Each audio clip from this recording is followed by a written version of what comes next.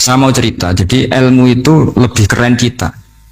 Sehingga Rasulullah Shallallahu Alaihi Wasallam pernah ngendikan, saya ini rindu sekali li ikhwani. Kata Nabi itu ikhwani. Kata sahabat bilang, alasna ikhwana ya Rasulullah. Bukankah kita ini saudara kamu, saudara engkau ya Rasulullah?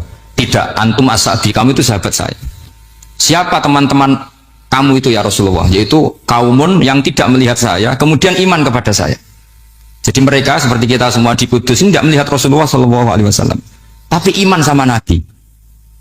Dan ketika malaikat yubahi bikum malaika, Allah bangga dengan malaikatnya, membanggakan kita. Sampai malaikat tuh sentimen, kok bisa ya Allah? Ya karena tadi, kamu iman sama saya wajar, karena kamu melihat surga, melihat neraka, melihat aras. Sementara orang Kudus coba melihat apa? Paling simpang 5, apa simpang 7 itu. Tapi imannya nggak kalah dengan malaikat. Kenapa nggak kalah? Karena tadi kita diajarkan bahwa nisbatul isnaini wassalasah wal arba'ah ila ma la nihayatalaha itu sama-sama nisbatul far'i ilal asli. Tetap yang asli adalah angka. Jadi nggak mungkin aslu hadhil asya nggak dari Allah itu, nggak mungkin. Tetap dari zat yang satu. Kemudian tentu ini bukan nisbatul walad ilal walid, anak ke bapak tentu enggak, tapi nisbatul khaliq sama makhluk. Tapi apapun itu pasti satu. Sehingga Imam Amudi akhirnya masuk surga lewat jalur itu, tidak usah lewat pertanyaan man rabbuka wa man nabiyuka. Kelasnya disuruh ngajar malaikat. Saya punya rencana jadi pengajar malaikat nanti itu kan. Jadi orang-orang Kudus yang dapat barokahnya Raden Asnawi nanti jangan mau kalau ditanya man rabbuka wa man nabiyuka. Kelasnya itu harus apa? Jadi gurunya malaikat. Karena bapak kita Nabi Adam itu keren. Nabi Adam itu adalah orang yang disuruh Allah dipresentasikan, dibanggakan Allah di depan para malaikat. Ketika ada malaikat yang agak hasut, tapi itu tidak malaikat papan atas, malaikat yang kebanyakan. Itu kan agak terima. Nabi Adam jadi apa? Khalifah. Sampai malaikat ini usul ataj'alu fiha mayusidu fiha wasfikut. Makanya kalau saya protes sama malaikat itu malaikat yang ini, bukan Jibril sama Israel. Kalau protes Israel bahaya ya. Bisa dihabisin. Saya pernah ditanya seorang kiai, Gus, ini kan gojlok malaikat kok berani? Ya karena malaikat yang jenis ini pernah gojlok Nabi siapa? Adam. Nggak percaya kalau Nabi Adam itu layak mimpin, sampai protes ataj'alu fiha mayusidu fiha wasfikut. Tapi apa yang terjadi? Allah mengajarkan satu ilmu di Nabi Adam, kemudian disuruh meresentasikan. Qala ya Adamu ambihum bi asma'ihim. Adam, coba kamu presentasikan ilmu kamu. Lah Nabi Adam fasih mempresentasikan ilmu, kata Allah, kamu bisa nggak sepinter Nabi Adam? Nggak bisa ya Allah. Makanya sudah saya bilang ini alamu malah. Saya lebih tahu siapa yang layak mimpin. Jadi layak mimpin itu pertama harus kuwatul ilm. Ilmunya itu harus kuat. Nanti saya akan cerita hubungannya Raden Asnawi dengan Syekh Nawawi. Apa itu hubungan teman, apa murid guru, itu memang masih jadi polemik sampai sekarang. Kalau saya ya keyakinan saling istifadal. Ini bahasa netral, tidak murid guru tapi saling apa? Istifadal. Kata Syekh Nawawi dalam tafsir Munir itu, ilmu itu nomor 1. Sehingga beliau setiap ada ayat fa inna husbawahi humul ghalibun, beliau pasti menafsiri bil hujjah wal barohin la bis saulah. Saya masih ingat betul takbirnya, memang saya hafalkan. Tapi bukan untuk modal pidato, boten. Modal sebagai orang alim. Kalau pidato gampang. Pidato itu semua orang bisa. Kalau jadi orang alim itu tidak gampang. Lebih susah lagi orang alim berpidato itu. Kalau nggak pernah mbah saya tidak mau. Karena memang saya terkenal nggak suka pidato. 1 memang nggak bisa. Nomor 2 tidak ingin. Nomor 3 ya rugi. Karena pidato itu nasib-nasiban. Kalau nasib baik kamu tidak paham itu, wah Gus Pak ilmunya tinggi sehingga kita tidak paham itu kalau nasib baik. Kalau nasibnya ada baik, nak ngendikan bulat sama itu tepat-tepatan. Dan Syekh Nawawi itu benar, Raden Asnawi juga benar, semua guru-guru kita benar. Karena agama ini sebetulnya bukan masalah negara, tapi masalah logika yang sehat. Uni Soviet itu pernah mengkooptasi Uzbek, Ceknya, Tajikistan. Itu 100 tahun. Orang dipaksa ateis. Tapi orang-orang Uzbek, saya sering ketemu lama Uzbek, kadang ketemu di Korea, kadang di Malaysia. Orang-orang Uzbek itu punya basement di bawah tanah. Kemudian di bawah tanah ini mereka ngajarkan tauhid. Ngajarkannya ya gampang. Misalnya, ini sesuatu yang ada, iya ini. Ini ada penciptanya enggak? Ya ada. Siapa? Tukang katanya. Yang penting itu enggak ada logika bahwa sesuatu yang ada disebabkan oleh ketiadaan. Lah orang komunis, orang ateis itu orang yang mengatakan alam ini didahului oleh nihilisme, oleh adamiyah. Masuk akal enggak sesuatu yang ada, penciptanya sesuatu yang tidak. Sehingga orang anak-anak Uni Soviet itu nggak pernah kepikiran membenarkan ateis, itu nggak pernah. Bareng Uni Soviet ada itu Glasnost Perestroika itu kemudian hancur, semuanya langsung menjadi negara Islam, termasuk Uzbek, Tajikistan, karena diajari ilmu. Bahwa ilmu itu yang nggak pernah kalah oleh negara. Sehingga saking pedenya Rasulullah SAW ketika Sulhul Hudaybiyah, ini agak jelimet, tapi gampang dicerna. Sulhul Hudaybiyah itu satu perjanjian yang semuanya merugikan Rasulullah. Yaitu kalau orang kafir masuk Islam disuruh kembalikan ke kafir, karena kafir itu bagi mereka habitat, Islam itu hal yang baru.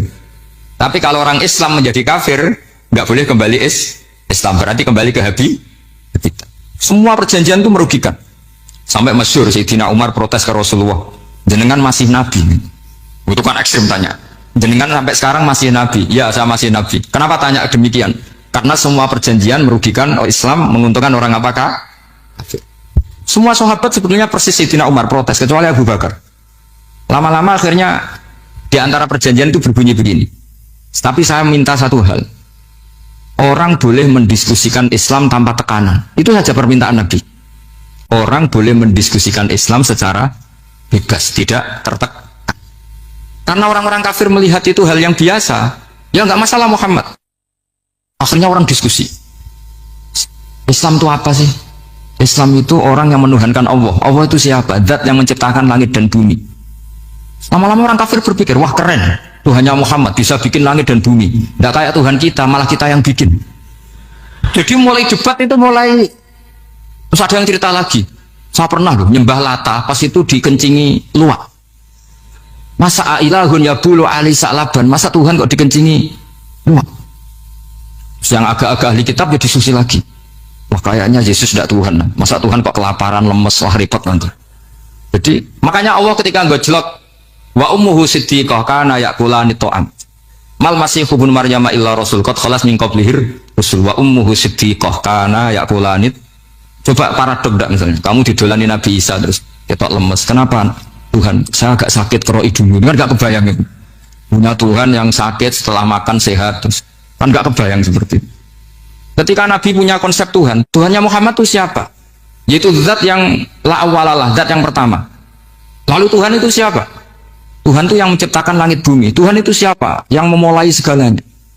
Lama-lama mereka berpikir, wah kalau gitu yang benar itu Islam. Maka kata Imam Zuhri, Syihabuddin Az-Zuhri, fama kana fathun fil islami a'dhama min sulhil Hudaybiyah. Innama kana nasu yatafadhaluna fil hadis wal munazah.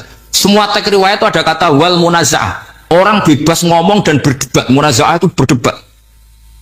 Terus akhirnya falam yatakallam ahadun bil islami yaqilu syai'an illa dakhala fihi. Kemudian setelah berdebat dan mereka tahu Islam, pasti akhirnya masuk. Dan itu yang sekarang terjadi di dunia. Makanya saya pernah ditanya seorang profesor, Gus, kalau di Jogja ada sekolah perbandingan agama, menurut Anda gimana? Asal itu tentang agama, nggak apa-apa. Tapi kalau yang dibandingkan umat Islam itu jangan. Karena nanti kalau di Indonesia kira-kira yang copet itu ditanya agamanya juga Islam, yang koruptor juga Islam. Jadi kalau yang dikaji Islamnya nggak apa-apa, tapi orangnya jangan, kata saya. Karena yang bulat ya banyak, yang nggak sholat ya banyak. Tapi kalau Islamnya saja, misalnya adu konsep tentang Tuhan. Masyhur kita mungkin banyak yang melihat itu debatnya Stanley Fischer sama Ahmad Didat itu. Tuhan kamu siapa ini itu sama Didat cerita Tuhan saya itu lam yalid wa lam yulad wa lam yakul lahu kufuwan. Itu spontan ada seorang mahasiswi bilang, sepertinya Tuhan Anda lebih menarik kan? Karena Tuhan Anda yang menciptakan langit bumi, yang Tuhan ini kok lahirnya sudah di bumi, masa lahir-lahir langsung jadi Tuhan? Jadi akhirnya falam yatakallam ahadun bil islami yaqilu syai'an illa dakhala fihi. Sehingga agama ini apa? Agama itu adalah kalimat tauhid. Kalimat itu apa? Logika yang terbangun.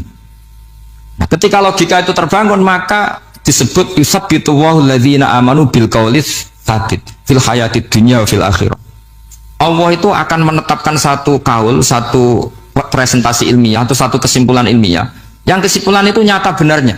Dan ini akan nyata terus baik di kehidupan dunia maupun kehidupan apa? Seperti Allah sebagai Tuhan. Itu akan nyata terus. Di dunia Allah ya Tuhan, nanti di akhirat juga Tuhan. Tapi Tuhan selain Allah, maka menjadi Tuhan ini nunggu ada yang menuhankan. Misalnya Fir'aun, itu jadi Tuhan karena ada yang menuhankan.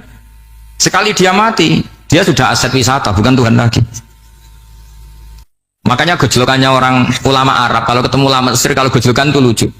Orang Arab, ada Abu Jahal, Abu Lahab, penggawaan musir Nabi. Gitu. Itu gejolokannya ulama Mesir. Kata ulama Arab, kamu gayanya benci Fir'aun, tapi rezeki kamu dari wisata melihat Fir'aun. Itu gejolokan. Gejolokannya ulama Arab sama ulama Mesir. Sehingga agama ini mengajarkan apa? Satu kalimat. Makanya kamu harus belajar mantek. Dulu Raden Asnawi ya pengajar mantek. Dulu buyut saya di sini Mbah Fauzan, abahnya Mbah Pah itu, mbahnya itu juga pengajar mantek. Karena di antara yang diceritakan Allah itu wa ja'alaha kalimatam baqiyatan fi aqibih.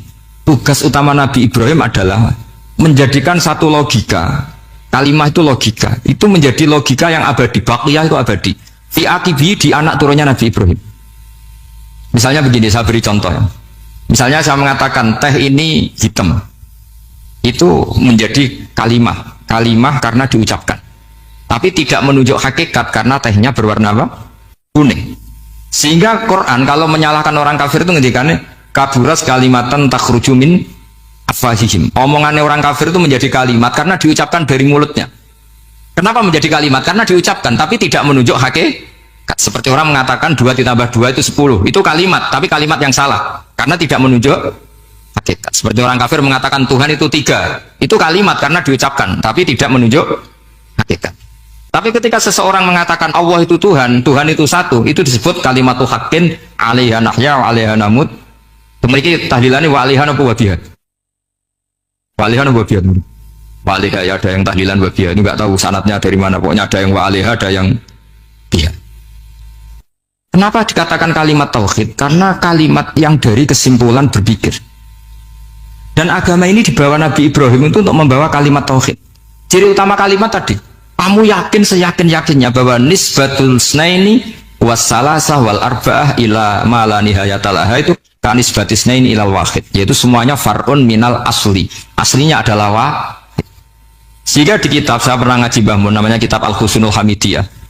Itu dikarang oleh ulama-ulama sekarang, itu diajarkan di MGS. Ini mbah-mbahnya Gus Akil pendirinya madrasah MGS. Itu ada gambarnya di situ. Di situ ada gambar piramida, ada gambar hewan, ada gambar pohon. Kata yang ngarang, gambar sedetail ini, sejelimet ini dimulai dari nuqtah wahidah. Tetap dimulai dari satu titik. Dan ini disebut nuqtatil wujud. Jadi bahwa orang kudus sebanyak ini tetap dimulai dari satu orang, yaitu Adam.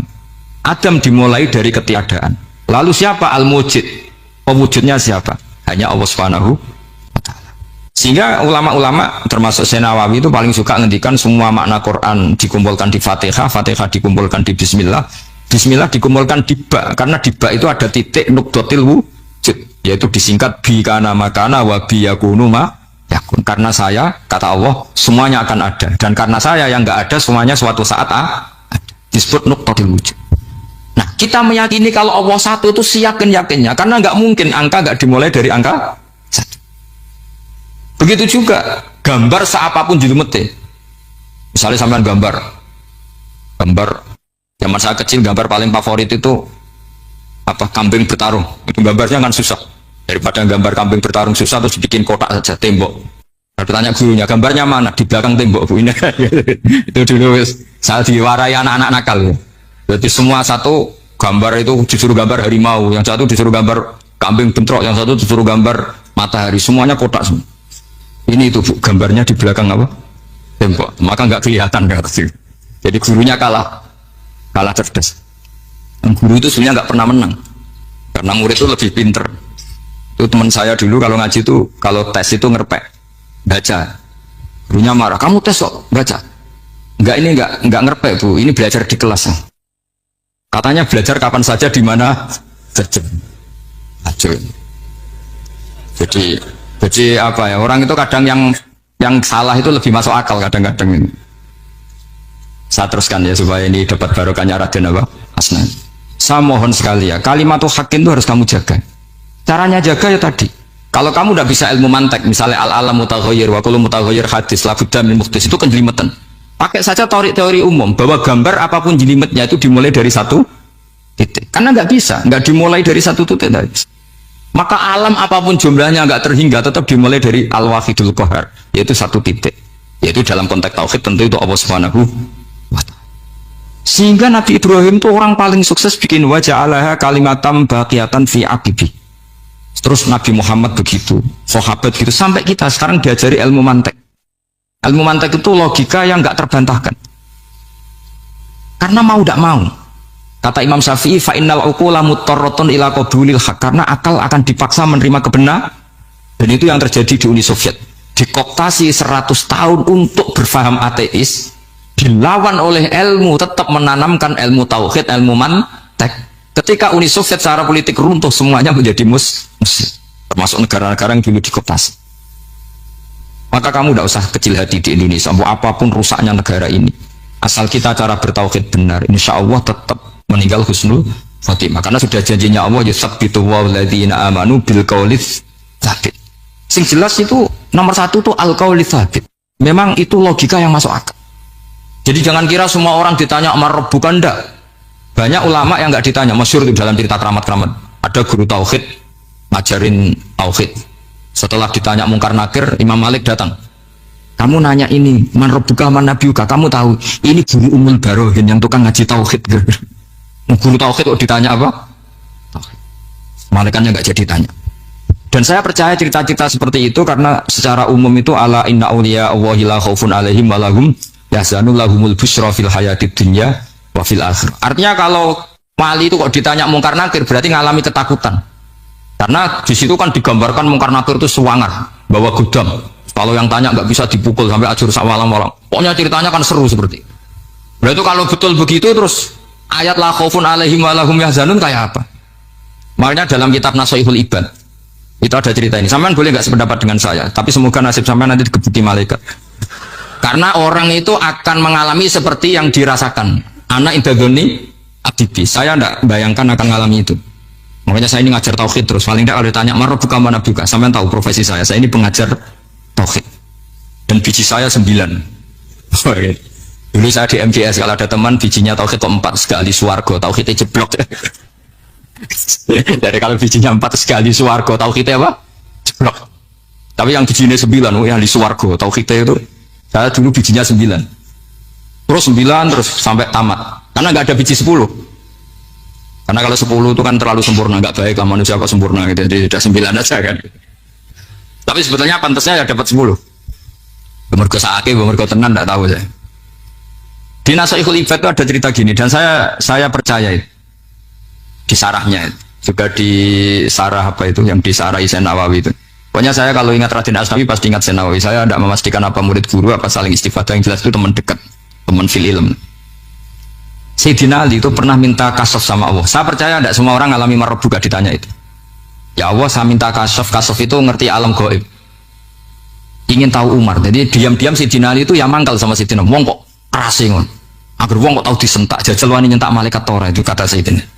Jadi dia minta kasaf karena kenangannya dia melihat Umar itu semua orang pernah disentak sama Sayyidina Umar itu. Sayyidina Ali minta kasaf, ya Allah saya ingin melihat Umar menghadapi mungkar nakir. Masih garangkah apa enggak? Itu udah itu tidak minta kasaf. Pas kasaf beliau bangun dari kubur duduk. Dilihat sama Sayyidina Ali ini ngalami kasaf. Sama ndak usah tanya. Enggak wali kok tanya. Ya sudah pokoknya percaya aja. Akhirnya malaikat mungkar nakir datang. Itu di situ digambarkan matanya itu kalkidril muhalla kayak apa itu panci yang dibakar. Oh so seru. Sumpah Sayyidina Ali. Hari ini kamu akan takut gitu. Tapi ternyata enggak. Umar bangkit disentak orang dua itu. Kamu tahu menghadapi siapa? Yang sopan. Oh, sontak. Kaget malaikatnya karena enggak pernah ngalami disentak. Mungkin itu pertama mungkin. Kaget. Memangnya kamu siapa? Saya ini teman kekasih Tuhanmu. Saya yang diandalkan temannya sebenarnya bukan dia. Ana sohibu habibillah. Saya ini temannya kekasihnya Allah. Jadi dia mengandalkan temannya sebetulnya bukan mengandalkan dirinya. Oh kamu temannya Nabi Muhammad? Iya saya Umar temannya Nabi Muhammad. Kamu harus hormat sama temannya kekasih kamu. Terus semua lagi itu. Akhirnya matur Allah. Ya Allah, apakah prosedur seperti ini bisa dinego? Sama Allah. Oh iya katanya. Kamu kalau menghadapi kekasih saya jangan seperti itu katanya. Semenjak itu beliau sopan santun dua mungkar nakir itu. Jadi ini berita gembira. Jadi sebetulnya itu enggak. Tapi kita ini kan enggak punya nyali nyentak mungkar nakir. Semoga dengan gelar kita doktor tafsir, doktor tauhid gitu. Atau paling enggak guru kutsiyah tauhid gitu. Atau siswa terbaik dalam materi tauhid. Itu harus kamu bawa status. Jadi jika nanti ini saya ranking 1 tauhid, masa masih ditanya marbuka waman nabi. Dan itu menurut saya sah. Sama nggak usah protes takbirin di, susah usah takbiran. Pokoknya takbirnya adalah wali-wali itu la khaufun alaihim walahum. Mereka tidak akan mengalami ketakutan baik kehidupan dunia maupun kehidupan akhir. Bahkan para malaikat itu mengatakan ke wali-wali nahnu auliyaukum fil hayatid dunya wa fil akhir. Kita ini teman kamu, saudara kamu, mitra kamu. Masa mitra kok nurui itu kan nggak fair. Dan menurut saya paling efektif itu apa? Kamu harus punya rumus tauhid kayak Imam Amudi menemukan Tuhan. Imam Amudi itu menemukan Allah itu lewat ilmu matematika. Dan itu Allah saking senengnya disuruh ngajari para malaikat. Wa ya malaikati isma'u. Kamu harus mendengar, ini orang alim saya yang ahli matematika. Tapi justru itu ngerti bahwa asal usul alam itu minal wahidil qahar. Dari zat yang satu. Akhirnya Imam Amudi mulai ngajar tuh. Nisbatus naini wassalah sawal arba'a ila mana nihayatalaha iku kabeh iku far'ul wa. Akhirnya malaikat mantuk-mantuk. Nah, iman seperti itu akan setingkat keyakinannya dan keakurasiannya sama dengan imannya para malaikat. Makanya Nabi ngendikan tu baliman amanabi walam yaroni. Sebagian riwayat disebut sab amarot. Nabi ngendikan sampai 7 kali. Benar-benar keren orang yang tidak melihat saya kemudian iman kepada apa yang bisa menemukan itu. Hanya misalnya contoh paling gampang ya yang dialami para ulama. Ya saya ulang lagi yang dialami para ulama. Ketika menemukan ilmu ya yang menjadikan mereka mahabbah Rasulullah Shallallahu Alaihi Wasallam. Nabi itu paling suka itu sholat. Nabi itu paling senang sama sholat. Wa qurratu aini fi sholat. Terus beliau ngendikan as-sholatu imaduddin. Terus beliau kalau muji sholat itu sundul langit. Sampai beliau kalau banyak masalah itu bilang ke Bilal, arifna ya Bilal, saya kasih istirahat. Itu maknanya mau sholat. Semuanya sholat. Pertanyaannya adalah, apakah mungkin seorang raja yang ambisi jadi raja kemudian yang dikampanyakan adalah orang supaya sholat? Tentu kalau Nabi seorang raja, beliau akan kampanye gimana? Narik upeti kayak apa, narik pajak kayak apa biar Nabi kaya. Enggak. Nabi itu paling tersiksa kalau orang tidak sholat, tersiksa kalau orang tidak sujud. Loh, kalau beliau seorang raja ngapain mempopulerkan sholat? Maka makna sholat imaduddin adalah sholat itu tiang agama. Maknanya tiang agama, kamu akan tahu betul kalau dia seorang Nabi. Karena apa? Yang diajarkan adalah sholat. Coba untungnya apa bagi Nabi Muhammad ketika umat Islam sholat? Kan tidak ada untungnya sama sekali. Ya clear ya. Jadi nah, terus sekarang masalah nasa mansuh ini kan clear tentang mukaddimah apa ilmu apa tafsir. Nasa mansuh itu kelihatan datar tapi itu urgen sekali. Karena agama sebagai aturan ya atau solusi mau tidak mau kan bersentuhan dengan hukum sosial yang tidak akidah. Saya tadi sudah matur Pak Arsoyo, agama yang tidak akidah itu kan bersentuhan dengan hukum sosial. Kalau yang akidah jelas Allah itu satu, la ilaha illallah wahdahu la syarikalah. Kalau sosial, saking bersentuhan dengan sosialnya itu Pak Fathul Wahid, Imam Syafi'i itu punya istilah begini Pak Arsoyo. Ketika Nabi misalnya sodakoh atau zakat pakai kurma atau pakai susu kering misalnya, sodakoh atau zakat, atau dulu ngamal pakai dinar, pakai apa? Dinar. Itu langsung dianalisis kutil balad. Pokoknya makanan pokok zakat itu ngambil makanan pokok. Berarti di Indonesia pakai apa? Beras. Ketika Nabi sodakoh pakai dinar, langsung dianalisis pakai saman, yaitu alat tukar atau uang yang sah. Jadi kamu tidak usah memaksakan mentang-mentang anut sunat Rasul, terus kamu makan kurma, terus bisa mencret. Terus mentang-mentang sunat Rasul, saya tidak pernah sodakoh, karena sekarang nggak ada dinar. Nabi kan sodakohnya pakai dinar, medit ya alasan. Kalau mau kikir saja, tidak usah punya alasan. Lama-lama Pak Arzo nggak jadi wakaf tanah, karena Nabi nggak pernah wakaf tanah di Sleman, wakafnya di Mekah. Oh ini kan tanahnya di Sleman. Lama-lama ada orang nggak sholat, Nabi sholatnya kan di Mekah, kita kan di Indonesia. Bisa rusak semua kalau ya pakai mersiskan sunnah Rasul. Itu ada analisis. Nah, itu juga yang menjadikan kenapa harus ada ulama usul fikih, orang yang bisa menganalisis. Apa bisa? Misalnya begini, saya beri contoh di bab haji. Nabi itu domisili di Madinah, karena di Madinah itu melewati Dal Khulaifah yang sekarang disebut Bir Ali. Maka mikotnya Nabi ya dari Bir Ali. Tapi kalau orang Yaman ya dari Yalamlam. Atau orang Indonesia rata-rata terbang lewat alam. Mungkin orang tertentu di kawasan Girona ya Girona. Ada yang dari Tanim, ada yang dari Jufa. Jangan mentang-mentang kamu orang Indonesia ikut sunnah Rasul terus memaksakan dari Indonesia di atas alam lam. Mohon niat apa? Ikhram. Enggak, saya nanti aja dari Berali. Nabi kan dari lama-lama enggak ada orang berani tempat di Sleman. Nabi kan hidupnya di Medina kok. Sleman. Hadisnya mana? Ini panjang. Analisis itu penting supaya orang itu proporsional. Apa orang itu? Itu juga bagian dari ulumul Quran. Ulumul Quran.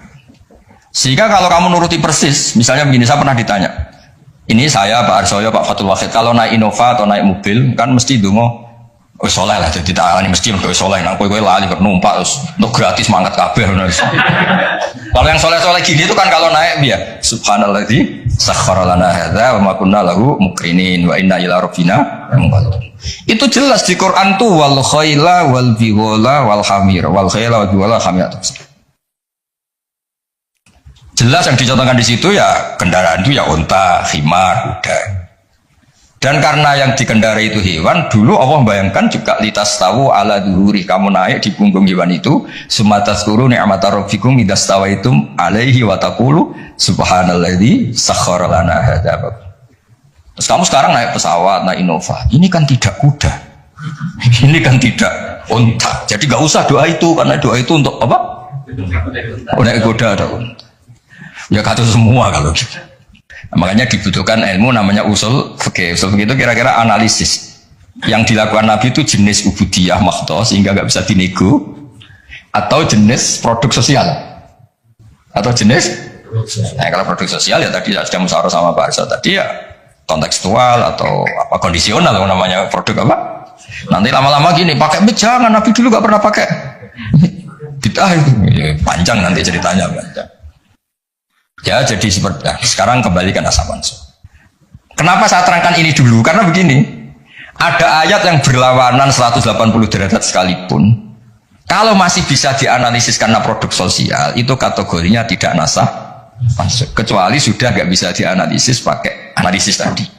Misalnya begini Pak Soyo, ada ayat itu qatiluhum, kalau ketemu musuh itu beranikan kamu berani perang, duel.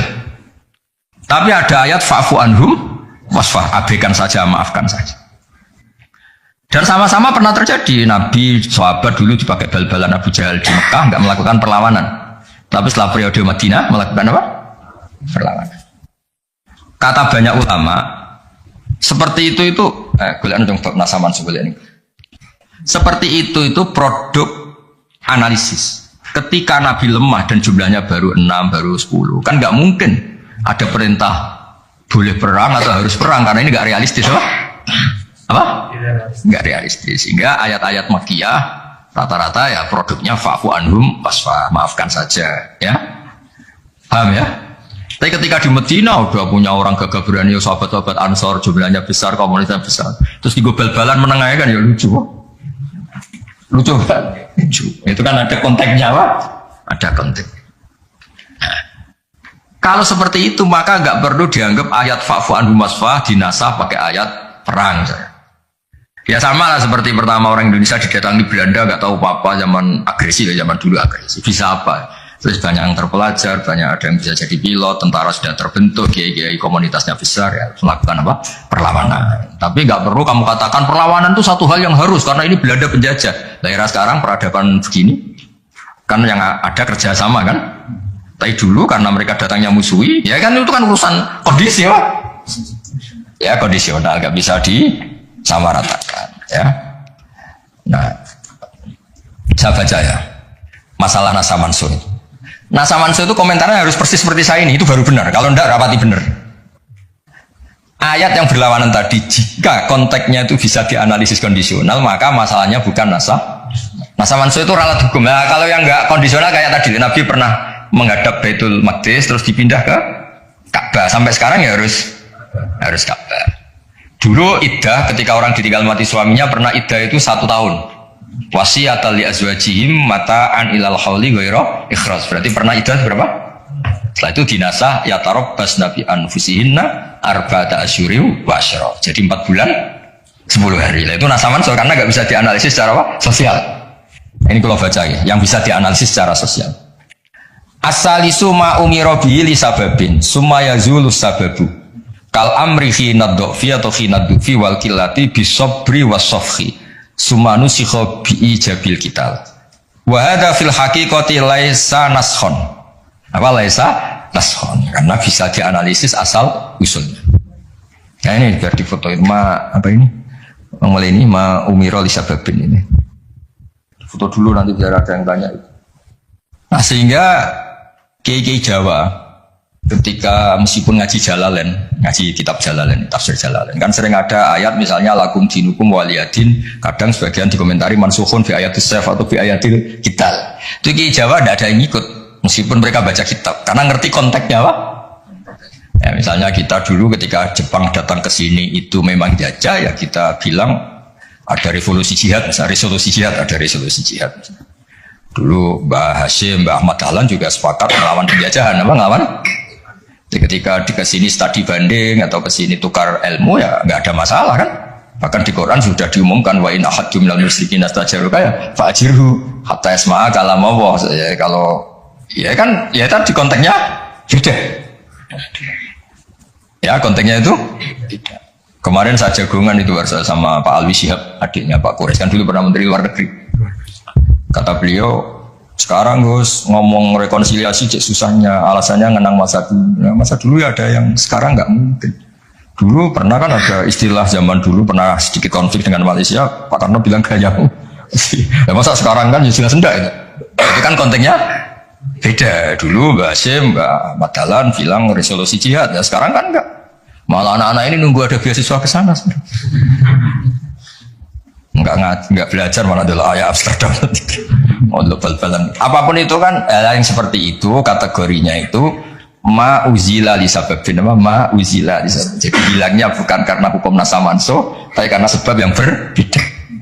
Saya tadi jagoan Pak Warsoyo dulu tuh orang kiai-kiai termasuk buyut-buyut itu ngaramkan orang pakai pantolan ya, pakai celana, pakai apa itu dasi, karena itu londo itu. Mantas sababi komen bahwa minum ya pernah kan ada era gitu. Nah sekarang rektor Universitas Islam Indonesia pakai celana, pakai dasi, londo itu kalau dulu. Sekarang enggak. Sekarang kalau pakai sarung malah jaga wow, masalah itu. Kecil saya masih ingat orang pakai sarung tuh nggak dianggap sunat. Karena dulu katanya, cerita dulu. Uang sing nganggo sarung kalau piok kalah terus kemulan turun yang rondan. Dari dulu pernah. Lu ya cerita kuno dulu tuh orang kalah main loh. Ini saksinya banyak ini kan. Dulu sarung pernah ya, nasibnya gitu pernah ya. Sekarang saja sarung jadi simbol pakaian apa? Santri. Dulu gak? Ya masih ingat cerita itu. Upio kemulan, main kalah kemulan tidur dia. Ya terus jangan bilang, oh ini sarung simbol orang kalah apa? Main kalah judi gitu. Jangan, sekarang konteksnya beda. Nah itu nggak perlu kamu analisis pakai nasa. Maksudnya kalau suatu saat Anda baca ayat yang konteks maknanya kok beda sama sekali, nggak langsung boleh dianalisis itu nasa langsung. Ya aja konteksnya beda. Ya kira-kira gitu aja. Jadi di sini redaksinya ma umira bihi li sababin summa yazulus sabab. Saya contohkan tapi Pak Fajar enggak usah tersinggung. Misalnya kenapa sih Nabi itu banyak yang poligami? Orang di nikah Nabi itu bangga. Mertuanya ya bangga, iparnya ya bangga. Umatnya ya bangga. Saya tidak tahu yang kamu nikah itu bangga apa enggak poligami. Sehingga dulu namanya Juwairiyah itu dulu ketangkep ketika perang. Wah itu orang Bani Mustalik itu bencinya sak boleh sama Nabi. Kelompoknya Nabi juga benci sama Bani Mustalik. Setelah Juwairiyah itu dinikah Nabi, semua tawanan sahabat yang di Bani Mustalik dilepas. Asyharu Rasulullah, ini keluarga besan. Yang sahabat juga ngelepas Bani Mustalik karena keluarga punya ini jauh sekarang itu keluarga besar. Nah, maksud saya cerita saja, ada usaha itu cerita aja cerita. Maksudnya cerita kalau kamu poligami itu kira-kira istri kamu, mertua kamu, ipar kamu bangga apa? Maksud saya bukan masalah boleh tidaknya, kalau bolehnya boleh, lelaki itu boleh nikah berapa? 4. Loh, bukan berarti nggak, maksudnya kalau kamu merasa sunat-sunat banget itu perlu dipertanyakan di bolehnya boleh, tapi kalau merasa apa? Sunat-sunat banget itu konteksnya itu dong ya. Sudah usah diterusin, itu banyak agak siap. Inginnya yang di belakang tuh kalau boleh boleh aja, gue nggak usah catatan ya gitu. Cara konsentrasi. Ya sudah, pokoknya ini nggak siri lagi ya. Sekarang ini masih ada waktu 30 menit. Sekarang tentang mukjizat, karena ini yang paling panjang itu tentang apa? Mukjizatnya. Saya sengaja saya letakkan di akhir. Saya baca takbir orisinilnya dari hadis Rasulullah SAW di Shahihul Bukhari. Saya ulang lagi, di kitab Shahihul Bukhari. Nah, di kitab Shahihul Bukhari nomor hadisnya itu 4981. Kamu sudah hafal berapa? Ya, nomor hadis berapa? 4981. Di antara kebanggaan Rasulullah SAW itu beliau ngendikan, tidak ada nabi kecuali dikasih ayat atau mukjizat yang spektakuler. Kayak Nabi Musa kan bisa kayak simsalabim, apa mukul apa belah laut terus kering. Nabi Soleh juga batu besar ngeluarin apa? Onta. Ngeluarin apa? Onta, keren. Onta kok keluar dari batu besar. Ajaib lah. Nabi-nabi dulu itu ajaib. Tapi yang agak-agak, kalau boleh dibahasakan, agak-agak gak rasional itu satu, Pak Rasul. Saya punya kitab namanya Al-Husunul Hamidiyah. Itu pinternya bukan main yang ngarang. Saya gak pernah jadi rektor, Pak. Tenang saja. Tetap keren jenengan, gak pernah jadi rektor. Itu mau pinter toh gak jadi rektor. Dia bilang gini, mukjizat itu dari kata ajaza yu'jizu i'jazan, ya kan? Ajaza yu'jizu i'jazan. Sesuatu yang bikin musuh itu gak berdaya. Berarti fahuwa mu'jizun, apa fahuwa mu'jizun, berhubung wakilnya perempuan karena ayat itu kan mu'annas, akhirnya mu'jizatun. Ini masih punya sisa-sisa, dulu kasih lama ini di Kudus, nggak tahu jadi begini, dulu lama ngaji di sini. Ya berarti mukjizat apa? Sesuatu yang bikin musuh itu nggak berdaya. Nah sekarang kata kitab yang saya baca tadi, ketika tidak mampu, ya, Fir'aun dan kawan-kawan mampu nggak punya tongkat untuk membelah laut? Nggak mampu kan? Umatnya Nabi Soleh mampu nggak ngeluarin unta dari batu besar? Nggak mampu. Nah kalau sekedar nggak mampu, siapapun nggak mampu bikin burung, juga nggak bisa bikin lautan. Kenapa nggak bisa bikin lautan, nggak dianggap mukjizat? Ketika Allah bikin laut ya mukjizat, bikin burung ya. Mereka nggak bisa loh bikin orang kayak mau kamu gini kan nggak bisa. Nah umatnya Nabi Pak Arso itu dilatih. Yang namanya mukjizat itu ayat apa saja. Terciptanya langit dan bumi, gunung, Semeru sampai gunung Jogja, apa itu? Merapi. Semuanya itu mukjizat karena itu ayat Allah yang orang nggak akan bisa bikin. Sebab itu mukjizat Rasulullah itu dianggap paling rasional karena nggak usah nunggu yang dasar-dasar yang. Jadi cara Nabi Muhammad kalau ketemu Nabi Musa gejolokannya kira-kira gini, Musa mujizat yang ngenteni orang ngono bareng. Memangnya orang bisa bikin ayam, bikin pitik, bisa bikin nyamuk. Kan sama-sama berstatus mukjiz, sesuatu yang orang lain nggak bisa, makhluk nggak bisa. Lah umatnya Nabi itu nggak dilatih yang gitu-gitu, dilatih inna fi khalqis samawati wal ardi wakhtilafil laili wa nasabdar wal fulki sampai kabeh la ayatil liqaumi yaqilun. Kalau kamu punya akal tuh semua sudah mujizat. Ngapain sih mujizat kok nunggu gitu-gitu gitu. Clear ya? Jadi makna mujizatnya tidak kena. Untuk umatnya Nabi Musa itu tidak kena. Untuk ngakui lemah saja kok nunggu pertunjukan. Bikin rambut aja kan ya ada. Bisa untuk ngakui Allah dijaya saja kok nunggu pertunjukan. Harusnya keseharian kita juga sudah ada pertunjukan Allah yang menunjukkan kita ini tidak siapa. Makanya di kita disebut wa ma min dabatin fil ardi wala ta'iri yatiru bi janahihi illa umamun amsalukum. Inna fi khalqis samawati wal ardi satrusya la ayatil liqaumi yaqilun. Enggak usah wa min ayatihil laili wan nahari wasyamsu wal qamar. Semuanya itu sudah mukjizat, enggak usah nunggu. Nah, ini saya baca ya. Saya ngaji ini kondang, Mas. Saya baru ini ngaji seterhormat ini didampingi rektor sama sekretaris pembina badan wakaf. Kayaknya nanti kalau Mungkar Nakir ketemu saya, wah ini kayak hebat. Kenapa ngaji aja ditunggu rektor terus? Rektor. Tapi tadi pas beliau nunggu saya, Pak Arjo makom saya sudah yang kelima tadi. Tidak boleh hadir selain Allah. Jadi ya sudah. Akhirnya saya bilang ini Allah sendiri yang mendatangkan, ini Allah sendiri. Sudah agak penting semua. Kalau pakai makom kelima saya tidak terima kasih karena menolak kehadiran selain Allah tadi. Makomnya sudah kulillah, jumadarhum fi khawdihim Kalau kamu masih butuh Pak Rektor, nomor sampai diangkat jadi dosen. Pak Fajar juga butuh dulu dosen nggak tetap, gara-gara kroninan terus jadi dosen tetap. Nggak apa-apa, ini cerita guyon aja, tapi agak bener. Loh, kamu masih butuh kan? Kamu butuh kenal Rektor butuh nggak? Oh butuh sekali kan. Badan wakaf butuh sekali, nggak ngucur dananya bisa ditarik. Tadi Jogja sini bisa ditarik. Kalau makom saya tadi yang kelima tadi menolak hadirnya selain Allah, itu makom musyahadah. Tapi saya tidak usah tetap syariat, matur nuwun. Saya baca ya. Kata Nabi, sabda Nabi, ma minal anbiya'i nabiyyun illa u'tiya minal ayat ma misuhu amana alil bashar. Ini di hadis Bukhari. Ikutnya juz 4. Wa inna ma kana alladhi utitu wahyan awhahu wa ilayya fa arju an akuna aktsarahum tabi'an yaumal qiyamah. Semua nabi itu punya mukjizat yang dahsyat. Tapi itu tidak ada apa-apanya dengan mukjizat saya. Mukjizat saya itu Quran, dan saya berharap dari mukjizat yang rasional ini kemudian pengikut saya yang terbesar. Nah, itu komentator sarahnya ini Fathul Bari dikarang oleh Ibnu Hajar Al Asqalani. Pengarangnya itu kelahiran Gaza. Gaza itu kelahiran Gaza. Ya, jadi Bukhari itu kitab Sahih Bukhari itu pengarang sarah paling terkenal itu Fathul Bari. Pernah dengar toh? Dengar toh ya? Nah, ya, itu tak bacakan. Komentarnya bagus di sini. Saking bagusnya nanti di foto. Komentarnya begini. Kenapa begitu ya? Kira-kira gitu. Pertanyaannya kenapa begitu? Ini rasional sekali cara analisisnya.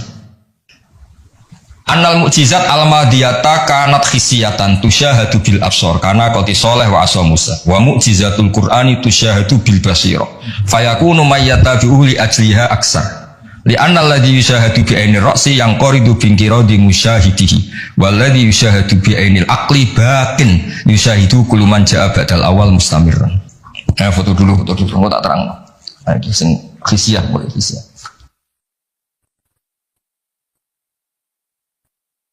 Yang mulai ini annal mujizat al-madiyah karena khisiatan. Ya nanti jeda asar terus yang ngopi-ngopi dulu ya kira-kira jeda setengah jam saja, habis itu ngaji apa? Hadis. Sesuai namanya tafakuh tafsir apa? Hadis. Ketuanya kamu apa, Mas? Kamu ketua ya? Saya biasa gantungan lagi. Apa?